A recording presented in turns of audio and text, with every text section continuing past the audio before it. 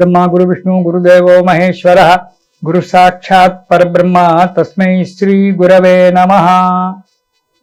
नमः सहमानाय निव्याजना व्याजिनीनां पतये नमो नमः। పరమేశ్వరుడు బేధ్యనాథీశ్వరుడు జ్యోతిర్లింగం ఇది కూడా మహారాష్ట్రలోనే ఉంది, పర్లి దగ్గర. ఈ బేధ్యనాథీశ్వరుడు ఇతను వైద్యనాథీశ్వరుడు అంటారు. వైద్యం చేసేటువంటి ఒక డాక్టర్ లాంటి వాడు, వైద్యుడు. ఈయనను ఎలా వెలిచాడు, ఎలా వచ్చాడు, ఎలా ఆవిర్భవించాడంటే లంకా నగరానికి అధిపతి రావణాసురుడు కదా, మనందరికీ తెలుసు. రావణాసురుడు ఎవరికి పుట్టాడు? విశ్వశ్రవుకు పుట్టాడు. విశ్వశ్రవునికి ఇద్దరు భార్యలు.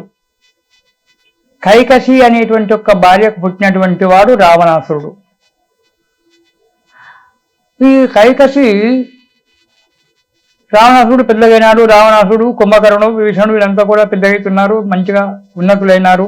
రావణాసురుడు తపస్సు చేసి శివుని యొక్క ప్రత్యక్షం చేసి ఎంతో కోరికలు కోరాడు, ఎంతో బలంగా ఘనంగా ఉన్నాడు. ఆనాడు కైకసి తన కుమారుని పిలిచి, చూడండి, నాకు శివునికి కైలాసం నుంచి జ్యోతిర్లింగం కావాలి, నేను పూజ చేసుకుంటాను, నాకు జ్యోతిర్లింగం తెచ్చండి, ఎవరు తెచ్చిస్తారు అని అన్నాడు.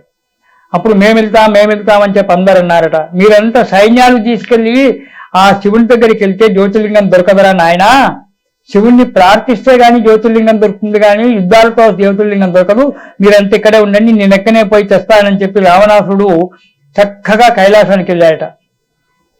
కైలాసానికి వెళ్ళి ఆ పరమేశ్వరుని ప్రార్థించాడట. జటా కటాహ సంభ్రమం భ్రమన్ నిలింప నిర్జరి విలోల వీచి వల్లరి విరాజమాల మూర్ధిని ధగద్ధగద్ధగజ్జలలాట పట్టప కిశోర చంద్రశేఖరే రతి ప్రతిక్షణం మమ అని చెప్పి ఆ పరమేశ్వరుని అనేక విధాలుగా ప్రార్థించాడట. శివుడు ప్రత్యక్షమైనాడు. ఏం కావాలి అన్నాడు. స్వామి, చిన్న విషయమే. ఏంటి? జ్యోతిర్లింగం కావాలి. మా అమ్మ లంకానగరంలో మా అమ్మ తన ఇంట్లో పెట్టుకొని నిన్ను పూజిస్తుందట, కాబట్టి జ్యోతిర్లింగం కావాలి అంది. వరిని బండబడ, జ్యోతిర్లింగాన్ని తీసుకెళ్తావురా నువ్వు అనుకున్నాడు పరమేశ్వరుడు. అక్కడి నుంచి అమ్మవారు పార్వతీదేవి సరిగా చేస్తూనే ఉంది, వద్దు ఇవ్వద్దని. కానీ బోళాశంకరుడు కదా, అందు గురించి సరే ఇస్తాను, కానీ ఒక నియమం ఉంది, మరి ఆ నియమాన్ని పాటించాలి అన్నాడు. నియమాన్ని పాటించాలా? అవును, నియమాన్ని పాటించాలి, అలా అయితేనే జ్యోతిర్లింగం అన్నాడు. ఎలా అని? ఏం లేదు, జ్యోతిర్లింగాన్ని నీకు ఇస్తాను, తీసుకో. ఆకాశ గమనం చేయకూడదు. ఆకాశం మీద నువ్వు ఏదో పుష్పక విమానంలో పరిగెత్తుకెళ్ళి తీసుకెళ్ళి లంకానగరంలో పెట్టాలని కాదు, ఆకాశ గమనం చేయొద్దు. ఆ లింగాన్ని పట్టుకొని భూమి మీద నడుచుకుంటే వెళ్ళాలి. మళ్ళీ పైగా ఇంకొకటి, అది నువ్వు ఒకవేళ మరిచిపోయి ఎక్కడైనా కింద పెట్టినట్టయితే అక్కడి నుంచి కదలదు, అక్కడే ఉంటుంది, జాగ్రత్త అన్నాడు. ఇంతే కదా అనుకున్నాడు. అనుకొని రావణాసుడు ఆ జ్యోతిర్లింగాన్ని తీసుకొని నడుచుకుంటూ బయలుదేరాడు మహానుభావుడు లంకానగరానికి. ఎక్కడ కైలాసము, ఎక్కడ లంకానగరము వచ్చాడు. మధ్యన ఈ మహారాష్ట్ర ప్రాంతంలోకి వచ్చాడు రావణాసుడు. వచ్చేటప్పటికి అప్పటికే శివుడు మాయోపాయం చేశాడు. ఇక్కడికి వచ్చేటప్పటికి రావణాసురునికి మూత్రం వస్తుంది. సామాన్యంగా శరీరాన్ని, అన్ని ఇంద్రియాలను అరికట్టేటువంటి ఒక శక్తి ఉన్నటువంటి ఒక మహాపురుషుడు రావణాసురుడు. అతనికి రాకూడదు, కానీ భగవంతుని యొక్క మాయ వల్ల, అమ్మ యొక్క మాయాశక్తి స్వరూపుని యొక్క మాయ వల్ల వానికి ఆ సమయంలో మూత్రం వచ్చింది. చూశాడు, ఇక్కడక్కడ ఎవరూ లేరు, లింగం కింద పెట్టొద్దు, కింద పెడితే జరగాలి అక్కడి నుంచి. ఒకవేళ పట్టుకొని లింగాన్ని పట్టుకొని నేను మూత్రానికి వెళ్దామా, అది మహాపాపం, బ్రహ్మహత్యా పాపం కంటే కూడా మహాపాపము. ఎలా చేయాలి? మూత్రం బొడిగా వచ్చేస్తుంది అనుకున్నాడు.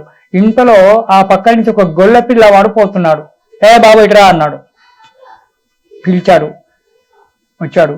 ఏం లేదు నాన్న, ఈ లింగాన్ని నువ్వు కొద్దిసేపు ఒక 5 నిమిషాలు చేతిలో పట్టుకో, నేను ఇప్పుడే కాలకృత్యం తీర్చుకొని కాళ్ళు గడుకొని వస్తాను, మూత్రం మూసుకొని కాళ్ళు గడుకొని వచ్చేస్తాను, ఒక్క 5 నిమిషాలు, దీన్ని మాత్రం ఎటువంటి పరిస్థితిలో కింద పెట్టకో అని చెప్పాడట. ఇంతేనా? తొందరగా వచ్చేయమన్నాడట అబ్బాయి. సరేనని చెప్పాడు.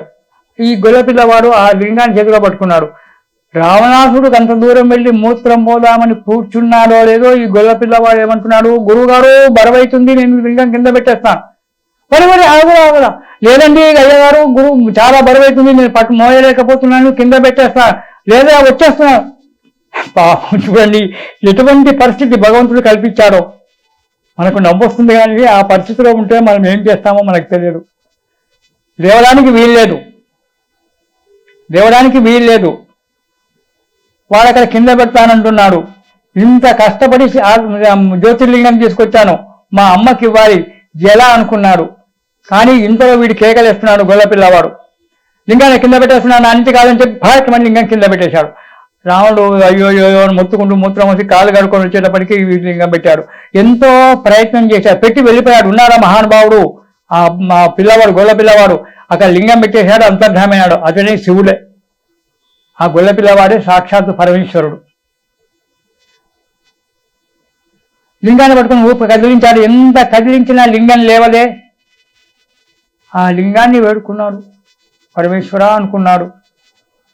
అనుకొని ఆ పరమశివుణ్ణి మళ్ళీ వేడుకున్నాడు. కొద్దిసేపు వేడుకుంటే పరమేశ్వరుడు ప్రత్యక్షమై, ఎలాగూ కింద పెట్టావు కదా, ఇక్కడే ఉంటుంది, ఇక్కడ వైద్యనాథునిగా నేను పేరొందుతాను, వైద్యనాథుడుగా ఉంటాను. ఎలాంటి రోగాలు ఉన్నప్పటికైనా నన్ను సేవించిన వాటికి ఎలాంటి రోగాలు ఉన్నా కానీ తక్కువ చేస్తాను, జన్మల పాపాల పరిహారం చేస్తాను, నేను ఇక్కడే ఉంటాను, నువ్వు లంకా నగరానికి వెళ్ళమని చెప్పి పరమశివుడు చెప్పాడట. అలా రావణాసురుని యొక్క చేతిలో నుంచి పరమేశ్వరుడు అక్కడ నిలబడి జ్యోతిర్లింగంగా నిలబడిపోయాడు వేద్యనాథునిగా. ఆ తర్వాత రావణాసురుడు అక్కడికి వెళ్ళాడు. అక్కడ వెళ్ళి తల్లితో చెప్పుకున్నాడు, అయ్యో కొడుక పోనీలే అన్నాడు. ఇలాంటి కథ ఇంకోటి ఉంది, గోకర్ణంలో కూడా ఇలాగే జరిగింది. అక్కడ నారదుడు వచ్చాడు, ఇక్కడనేమో గొల్ల పిల్లవాడు వచ్చాడు. అక్కడ గణపతి వచ్చాడని నారదుడు వచ్చాడని చెప్తారు. కానీ ఈ చరిత్ర ఆ చరిత్రకు భేదం ఉంది. ఎందుకంటే గోకర్ణంలో ఉన్నటువంటిది ఆత్మలింగం, ఈ మహారాష్ట్రలో వైద్యనాథ్ పరలిలో ఉన్నటువంటిది జ్యోతిర్లింగం. ఈ జ్యోతిర్లింగము అది ఆత్మలింగము. కోరింది కైకసే, రావణాసుని తల్లి. ఆత్మలింగం కోరుకున్నప్పుడు తెమ్మన్నప్పుడు చేసినప్పుడు మాయోపాయం చేత అక్కడ దాన్ని పెట్టేసి ఆత్మలింగంగా గోకర్ణంలో వెలిశాడు. మండోదరిని పెళ్లి చేసుకున్నాడు. ఇక్కడ ఇక్కడ మహారాష్ట్ర పర్లి దగ్గర ఇక్కడ జ్యోతిర్లింగము కాబట్టి దానికి కథలో భేదం ఉంటుంది, అది తెలుసుకోండి పెద్దలు. ఇక్కడ బేద్యనాథులుగా వెలుగొందాడు. ప్రజలకు ఈ బేద్యనాథుని యొక్క అభిషేకం చేసి ఆ నీళ్లు తీర్థంగా తీసుకున్నట్టయితే రోగాలన్నీ కూడా తగ్గిపోతాయి. ప్రజలు ఆనంద సాగరంలో మునిగిపోతారు, సుఖ సంతోషాలతో జీవిస్తారు అని చెప్పి ఆ పరమేశ్వరుడే తను స్వయంగా చెప్పినటువంటి విషయము. ఈ విషయం విని రావణాసుడు మనస్సును ఎలాగో చేసుకుని తన లంకా నగరానికి బయలుదేరి వెళ్ళారు. నమ సహమానాయ నివ్యాధిన వ్యాధిని నాంపతే నమో నమః మనకు రుద్రంలో చెప్తాడు. ఆ పరమేశ్వరుణ్ణి కనుక కీర్తించినట్లయితే వ్యాధులన్నీ కూడా తొలగిపోతాయని చెప్పాడు. ఇది శివం.